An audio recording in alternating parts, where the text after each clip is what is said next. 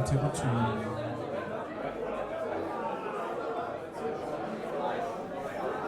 Alright, DJ, drop the beat. Talk to me about what happened to you in Wig Road. WIGTOWN. WIGTOWN Road.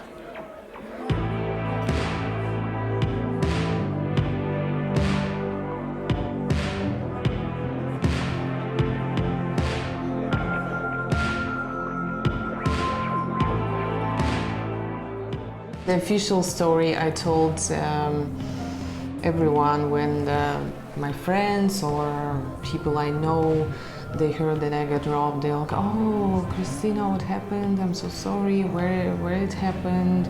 How did it happen? Can you bring more details? Blah blah blah." And so the official story, I went home after the restaurant, and it was pretty late for Cape Town to walk around by myself, especially when you're a girl, when you're a lady.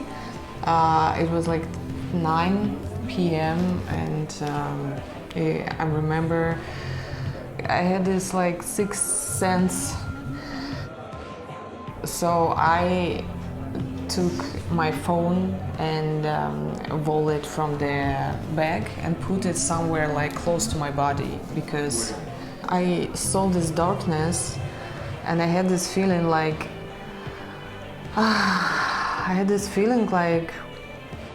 something gonna happen with me in this darkness. I knew that. So my choice was, it was like milliseconds, of course. I didn't think about it, like I didn't stop and thinking, but it was like seconds. But I still had a choice to not go there and take Uber, take other road, which is more crowded, you know. But I went there, and in 10-15 seconds I heard the guy approaching me, and he took his knife. It wasn't actually a knife, it was just kind of sharp object which is blinking. I couldn't see him because everything was black around, and only one thing I remember is like this sharp object which is blinking on the moon. It's reflection. It was moon reflection on his sharp silver object. And I actually wasn't very scared. It was kind of not comfortable feeling, of course, but I thought I'm gonna be okay. Like, okay, let's talk to this guy. I couldn't believe that this is happening, this is real. For me, it was a surreal thing because I never been in danger like that, like close to death danger, you know. And he put me on the wall and said, like, put his knife somewhere close to my body, and I gave him my bag, and he asked me to give him my phone because he was suspected it's not in the bag. So I took out the phone and gave it to him as well. And after all, he asked about the wallet as well. And I lied to him. I said, it is in the bag. And he stepped back and he started running away from me, and he said, like, if I do not find the wallet, I'm gonna find and kill you. And after that I got scary. After that I decided to run as well, because he ran one side and I started run to other side. And then I felt like I'm in a fucking Netflix movie or something like that, because I was running in its labyrinth of small streets, and I was running, it felt like a movie, but not very good movie. And I remember I even decided to hide in a small place, like between the houses, because I was thinking he's probably gonna following me now, because he realized that the wallet is not in the bag. But he was so stupid, he actually just left. And then I met some guys on Uber, and they took me home. Okay, this is how this happened. But I was That's the version you told everyone. Yeah, this is a version I tell everyone, like I got robbed, poor Christina. Poor Christina, oh my god, I'm so sorry this happened. But not many people know that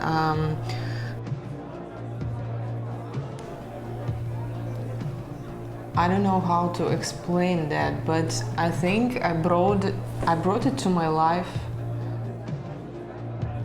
on purpose because I wanted to be seen.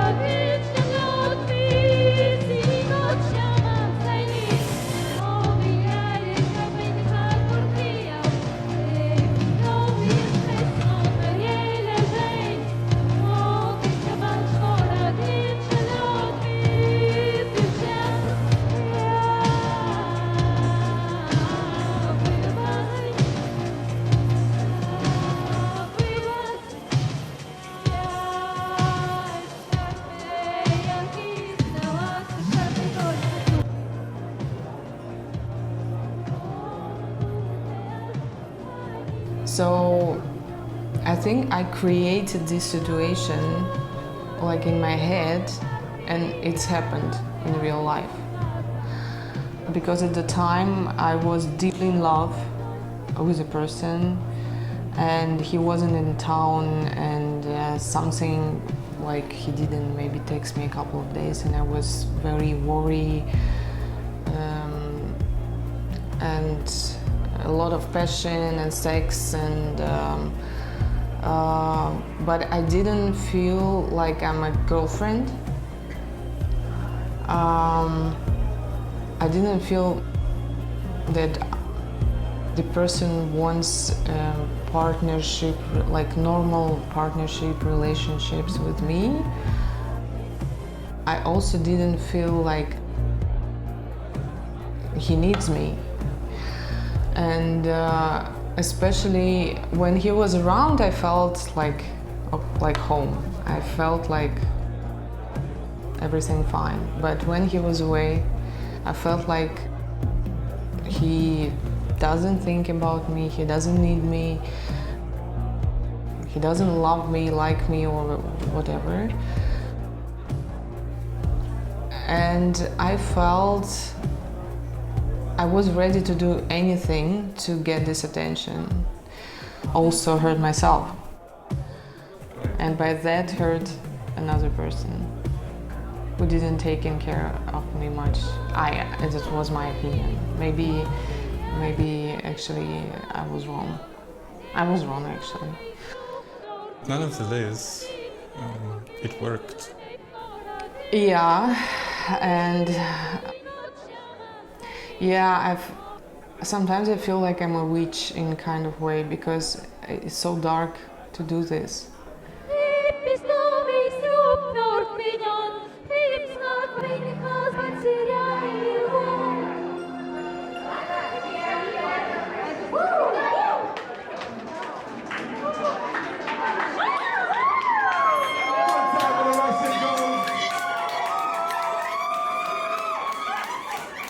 We've got Chloe and Kylie coming onto the stage. Pom pom.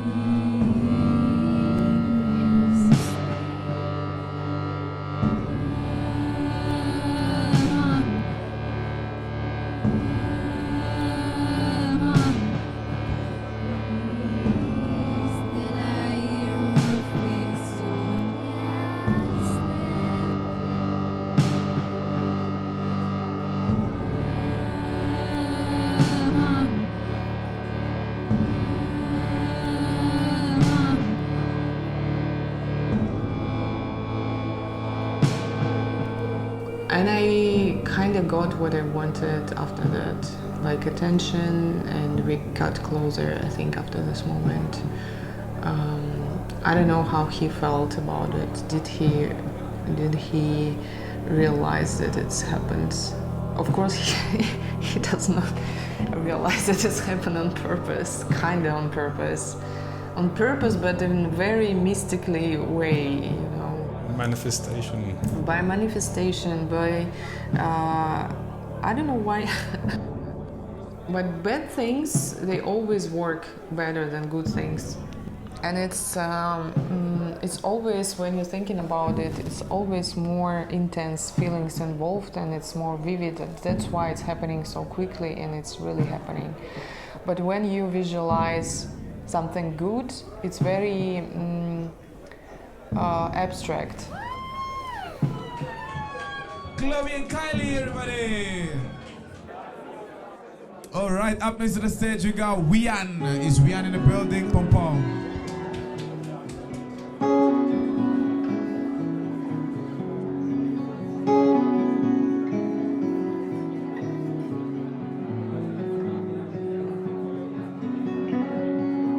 The things we do for love, right? And it's very ashamed to get confessed.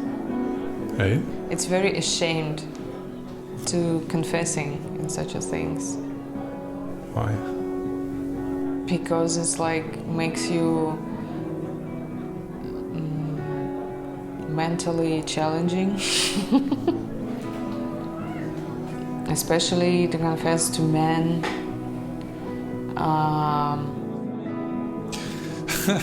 Sorry I'm laughing, but if guys had to tell you all the shameful shit they have done for love, you would laugh your ass off and you would not feel shame for 5 seconds at your actions. This makes you very human. I think just the people, like my therapist said, I'm very afraid of judgy people, when people judge. And it's very important to me how to judge myself or my actions. And I getting better with that, like I'm not giving a fuck most of the time, but sometimes like confessing is in something like that, it makes you look like you're really mentally challenging, or you like just mental, just nuts. Right. Like, are you crazy, or what are you doing with yourself? What does your therapist say? Like, you're not healthy, you're not healthy. What did my therapist said? My therapist said yes. Yeah, this is it, Christina.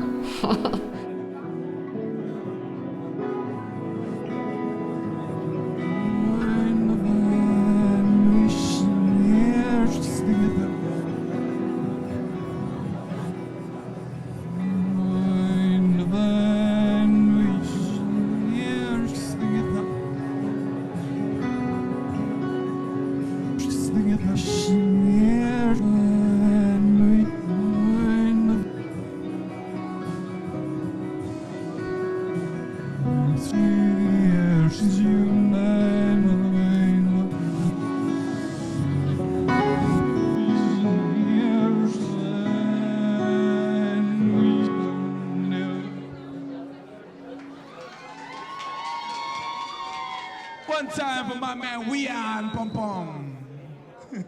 When I was, I don't know, maybe 5 or 6, and my sister just was a baby born, like maybe she was some months. And I remember father was on his duty, my mother went somewhere to neighbors. We always in childhood like visited neighbors all the time. And it wasn't late, but for kids it's like late because you all going to sleep 9 o'clock or something. And I remember, I don't know why I slept on the floor. Maybe my bed was broken or something like that. But I was sleeping on the floor, and my sister was in this crib, which is with the wheels. And I remember someone just riding this wheels, riding this creep like that. And I was already smart enough to understand that a little kid could not, she was like that, didn't even walk and stand. She can't make these noises. And I remember I was like numb. And of course I didn't tell my mom, because I probably told parents scary things, because I really was scared to sleep in my room. I always wanted to sleep with my parents, and they didn't allow me to sleep with them, of course, because it's not appropriate, because you're already like big girl. And I actually was how you call these people who we call them lunatics who walk in at night. So I was lunatic. And once my mom said I wanted to open the door and go to the corridor, like out of the apartment. And she said, thanks God it was like closed, because you could just go on the street somewhere. And I think they were scared as a shit, because I'm like a kid, like Omen kid, you know, with this white night costume, walking around the house. And when they talking to me, I telling some abracadabra shit. She opened her eyes at night, and I'm standing in front of her and like staring.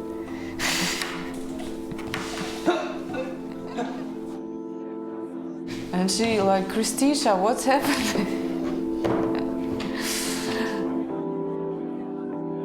It's alright, people. Up next to the stage, we are gonna call upon Christina from Table 11. Christina coming up to the stage. Yes. Oh, take me back.